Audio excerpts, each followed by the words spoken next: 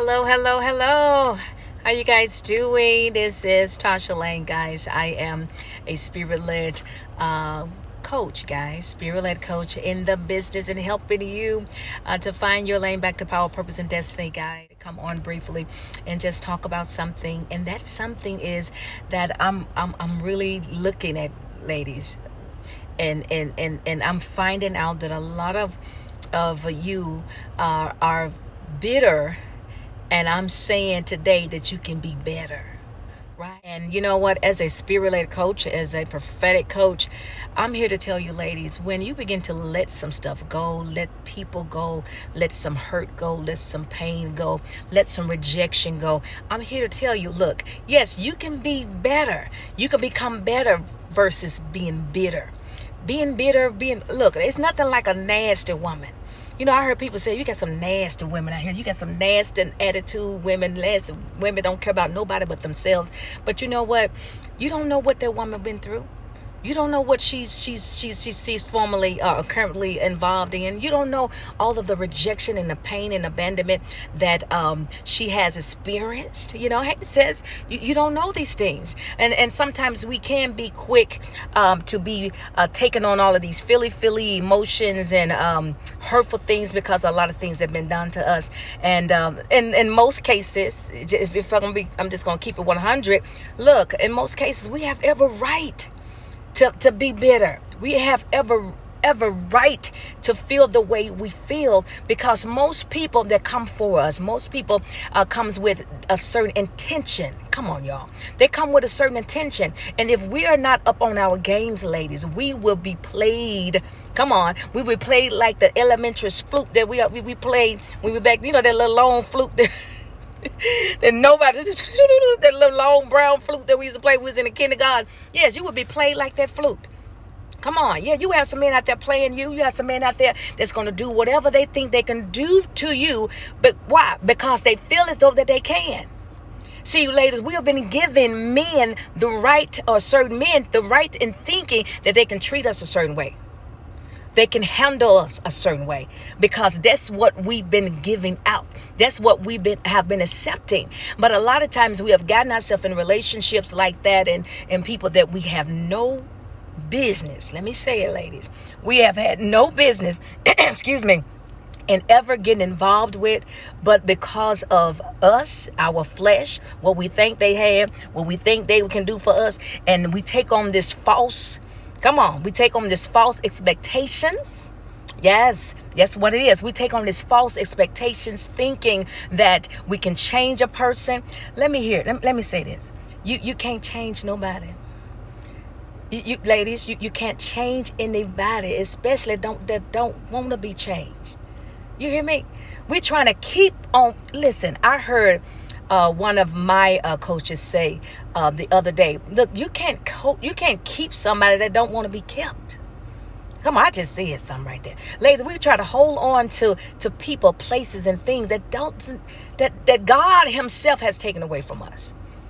And it takes years of the layers of pain and rejection and all the love that we thought that we had for the individual to be taken off of us, simply because we are inside this false little bubble of expectations, of thinking that this situation is going to turn around. When in naturality, God has already shown us who this person is. God has already shown you, sis, what this person was all about.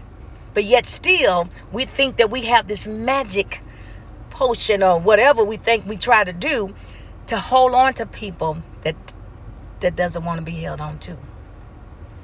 And then we're set up for pain, for rejections, for being mishandled, for abuse, for abandonment, because we have done these things to ourselves.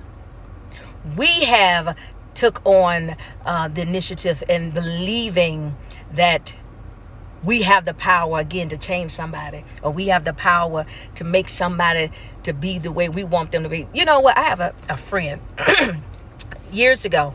We was having a conversation, ladies, years ago, having a conversation, and she had met a guy, right? She met a guy, and she knew what type of guy that he was. right? She knew what type of guy he was, but she had this little 2 year window that she said she would give guys a chance to prove themselves to her. Now, I said to her, I said, you are willing to give this guy 2 years of your time, of your mind, of your body, for 2 years now, that you already, God has shown you in 2 hours, who this person was and who he wasn't. But you're willing to go into it blindly, go into it with your own little agenda, saying, I'm going to give him 2 years just to prove himself. Prove himself to what? He's already proven himself. It's you trying to prove yourself to what you already know the truth is. See, sometimes I do understand becoming a single woman again, getting back out here myself since for 18 years of marriage, guys. Getting back out here, and I'm kind of understanding more now as a single woman versus that I was as being a married woman, that I can kind of understand some of the struggles that the single women are going through right now. You know, yeah, we've been most of you have been hurt. Most of you have been treated badly and poorly. And yes, most of us have depended upon a man to take care of us. And when that man has dropped the ball, listen, when that man has dropped the ball from doing such and such thing, then we're left high and dry and we don't have anything, especially if you're married to somebody that got some money. And next thing you know, he ready to go. He ready to bounce, right? And you out there high and dry, and you sitting here trying to find your lane. You're trying to find your way back in this life, and you're trying to pick up the pieces of your life. And now you're saying, girl, what I'm going to do, girl, what am I going to do, girl, that's all I have. And then most of you saying, he all I had. Oh, Lord Jesus, he was my everything. Look, baby, God is your everything. God is your everything. I found that out 2 years ago in 2019. God was my everything. When I thought that I lost everything, I lost my house, lost my husband, 18 years of marriage. Look, God said, look, this is what you're going to do. You're going to tap into that bloodline inside of you, Toshia, and you are going to pick up the pieces of your life that has been scattered and pick these boxes up off this floor, and you're going to get gone. You're going to live. You're going to live and not die. You're going to thank me for this day because look, truth be told, a lot of times we stay in situations when God has made that himself have to come and shake their relationship up sometimes, but simply because he has something for you to do. And most of the time, our attention would be on a man, would be on somebody and worshiping them like they're our God or something, making them like they're our God or something. And God is saying, look, I'm a jealous God. You put no man before me. See, we've been putting men before God, ladies. And that's why we have set ourselves up for the hurt, for going through the fire. We've done this to ourselves because our perspective in which we have God and what we have God in our life is being. He's supposed to be first and priority in our lives. But again, when we're in situations, we're in love, we think we're in love, and we doing what we're doing. That's your boo, and y'all booed all up and everything. And before you know it, you're not praying like you used to. Before you got that man, girl, you was at Sunday school. You was at vacation Bible school. You was at Wednesday night. Girl, you was at church every time they opened up the doors. You hear me? Come on, you were there. You was up praying. You was walking the hall in the middle of the night, getting up 3 o'clock in the morning when God waking you up in the middle of the night. Say, girl, you better pray. And you Lord, I thank you for the man, God. I thank you for the man. Yes, God. Yeah, I thank you for the life. You prayed for the man. You prayed down heaven for that man. Come on, ladies. If y'all hear me, somebody feel a bit deep sometimes. Look, you prayed for that man. As soon as you got the man, you forgot about what? The man. Come on. You forgot about the man. And that man is what? It's God. See, it takes a 3-chord, y'all. It takes God, you, and that man in order to make their relationship work. But if you don't have God in the midst of your relationship, if you don't have God continually going forth and his word coming out of your mouth and believing God after the fact that you have made a decision to be with a person, I'm sorry, we're setting ourselves up again to be hurt because God has to be there. See, somebody got to have God in a relationship. Somebody got to be showing up God, because when we all just shoot off and get to shooting off, y'all know how we shoot off. Y'all know how we shoot off. Somebody got to stand in, and somebody got to be the Lord. It's going to be a demon. Look, now we got to be a demon, and it got to be an angel. So you got to pick which one are you going to be? Which one is going to show up in your home? Come on now. The one that's going to show up in your home is the one you've been spending time with. I just said something. Now, see, if you've been spending time with God, if you've been spending time in the Word of God and speaking over your home, speaking over your children, speaking life over yourself, speaking life over your kids, speaking life over the things that God has already blessed you with, then guess what? When God started to release more of those blessings and to release the right person in your life, look, they're going to come under the alignment in which where you are already up under. See, you have to believe that what you pray to God for, He hears you. He hears you. And I'm just like when Daniel, y'all remember when Daniel was praying to the Lord? They said, Daniel, everybody doing this 21-day fast. They just got the 21-day fast, just like Daniel. They're praying for 21 days, fasting and praying. But what did the angel of the Lord come to tell Daniel? The angel of the Lord told Daniel, Daniel, I heard you the first time when you prayed. Come on. But the rulers of darkness, the prince of Persia, had me held up in the second heavens. Meaning that there was a war, there was a battle going on, keeping Daniel from receiving that very thing that he was praying to God for. God had already released the blessing the first time that Daniel prayed. So I'm saying that to say this, ladies, when you pray for a man, when you pray for a purpose partner, when you pray for a husband, God is already willing and have released that man that you've been specifically praying to God for in the realms of the spirit.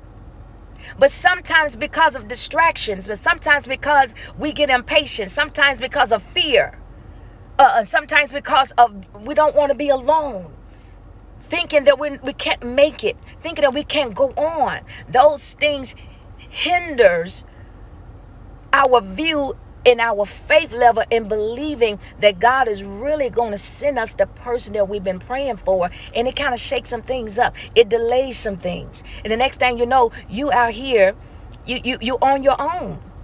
You're starting to choose people out of the realm in which you're coming from mentally, emotionally, and spiritually at that time. And then guess what? You're drawing that person to you. But the man that God, oh my God, the man that God have for you, he's still caught up in the second heavens. There are demons and principalities and rulers of darkness fighting him in the realms of the spirit that you have no idea that is going on. And God is just telling you, once you prayed about it, just start thanking me in advance for him. Lord, I thank you for that man. You know what I'm saying? Girl, you may start feeling a little lonely. You may get at home like, Lord, I sure wish that I had somebody to lay up in the bed with me or somebody to cuddle with me. You know, this may not be your time to be Netflix and chilling. Don't be Netflix and chilling. Come on, Christian women. Netflix and chilling. You need to Netflix and heal. I got that from Dr. Eddie Connor, if you watched the doctor, but that was a good one. I had to use it. You need to Netflix in his season for you to start suppressing, your pain, hiding your pain, continue to cover up that pain. Because if you keep doing that, ladies, this is what's going to happen. Look, it's just going to be more dirt, more pain, more hurt, more rejection that's going to be stacked up on the things that you've been trying to cover up. And God is saying, man, but the thing, what I'm saying is that, there's more hurt, there's more pain that's going to be stacked up on what's already down there, is because you never healed from the first stuff. You never healed from the first relationship that you was in. You never healed from the relationship or the broken relationship or not having a relationship that you didn't have with your father. And now you're seeking the love of a man from these men And you're trying to choose the man you want just about his outward appearance and what you think he have and what materials or whatever he have. No, God said, God said, I don't look at the outward. You know, God said, I look at the man's heart. And most of the times we have passed up good men with good hearts that was willing to love us and give us the very thing that we have been praying to ask God for. But because we have been filtered and watered down by this modernized world and this false reality and what we see, thinking that a perfect man or a good man is supposed to look a certain way, or he's supposed to be driving a certain type of car, or living in a certain type of home, y'all. When God is saying, you know what, if you allow me to continue to finish the work that I have started in this man and get out the way, let me do it. See, a lot of times we try to build a brother. That's what we try to do, ladies. We call it, that little build a bear. We try to build a brother. We try to build a man. Ain't no such thing. You can't build a man. You got a sister now. You try to build a man. You just doing, you finally got a man that's going to do everything you say. And you love him to death. And guess what? You can be loving him to death. And guess what? Yeah, love him to death. The man can be like, oh my God. You can now become somebody's nightmare. Versus somebody, you being somebody else's nightmare. Now you become somebody's nightmare because of the fear of being hurt all over again. And now you have found a good man and you've smothered him and you're trying to pull rank on him because you said within yourself, you know what? I'm not going to allow no man again do what the last man did to me. So now the new man has to pay for what the old man has done. And this is a whole new man. You hear me? Ladies, I had to come on here and say that. Say this. And this guy's about to wash my car and I'm hot and I'm sweating. But I had to come on and say this because I just saw something and God said, you know what? Us ladies, we can be better versus being bitter. We can be better. We can be a lot better, a whole lot better. What the word says, if that wait on the Lord, He shall renew our strength. Come on, renewing your strength is part of you waiting on that love, that true love that God knows that you desire, knows that what you need. Because you can be on a certain level today, but can that man handle the level that God is going to take you on tomorrow? Will he still be there? Will he still have the same mindset? Or will he end up being a brother that's going to challenge you on every hand? Will he end up being the brother that's going to compete against you? Come on. That's going to try to dumb you down, keeping you from moving forward. So that's why we have to use wisdom, and we have to make sure that we get our healing. You hear me, ladies? Make sure that we get our healing. Make sure that we go through our healing process before we start to open up that door in considering if we're ready to start dating again. Because if you don't have the healing, you don't go through the process, you're going to end up repeating the same thing that you just came out of. Amen? You're going to be repeating the same thing that you just came out of. And again, there are going to be more layers of hurt and rejection and pain and abandonment, whatever that you experienced in the last relationship, because now you have created a cycle. It has become a cycle in your life. And now you have to take on the initiative in learning how to break it. And the first thing in learning how to break the cycle, these little cycles in our lives, is first owning it. Second is coming to agreement with it. And then third is just, just walk away and say it is what it is. And just ask the Lord, help me in this area. See, a lot of the times things happen to us because God wants to expose us to us. And by Him exposing us to us, helps us to deal with us. And a lot of things that we need to deal with, ladies, is things on the inside. That inner work that many of you are running from, that many of you thinking that you can just keep hustling, you can keep going forth, trying not to feel what you trying to feel. You know what I'm saying? A lot of times people turn to work. A lot of people turn to sex and drugs and things of that nature, trying to suppress their pain, trying to use those things as some type of cover up, you know, and not want to hurt and feel. But you know what? Just own it. It is what it is.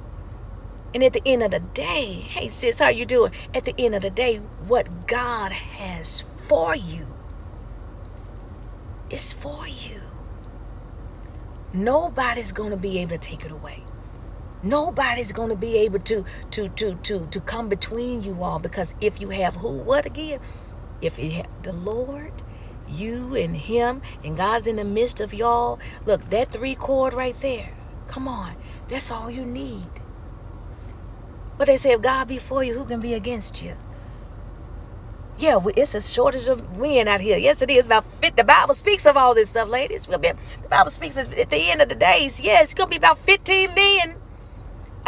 15 sisters to 1 man around here. Come on. So the thing is to go ahead and get healed. Go ahead and do what you got to do for you and within you before we get too late. For all the men get gone, and then you can be by yourself for real. And girl, you can't be called Coach T. I was like, but you can call me. I can get you out, girl. I can get you unstuck. You know what I'm saying? So it's about you, being free. It's about you owning your truth, and it's about you becoming better versus bitter because of situations. And it's also taking on a responsibility and knowing that, you know what, again, what God has for me is for me. And there is somebody else out there for me. That's the mentality that you must take on. That's the mindset that you must have nowadays in order for you to properly align yourself up for the new love that God is about to bring into your life. All right? I love y'all. I pray y'all got something out of that. Look, I'm here sweating. I'm like, Lord, I got to get on here, Jesus. And he just told me, cut on this page. Cut it on. Y'all forgive me all this makeup, sweating, all this stuff. But I love you guys. And I do want you to be better. No woman out there that's bitter, that have all of that rejection and pain inside of it, she's not happy. I don't care how much money you have. I don't care how much success you have. I don't care how many businesses that you have, that you own. But you know what? It's nothing like inner peace. It's nothing like it. And especially nothing like having the peace of God. Because at the end of the day, you can be wanting to do this and get up and do this and do that. But you know what? The person that's giving you the strength, that's giving you the life to keep still being on this earth, to live, to do whatever you think you're doing and whatever that you're doing, he deserves all the glory.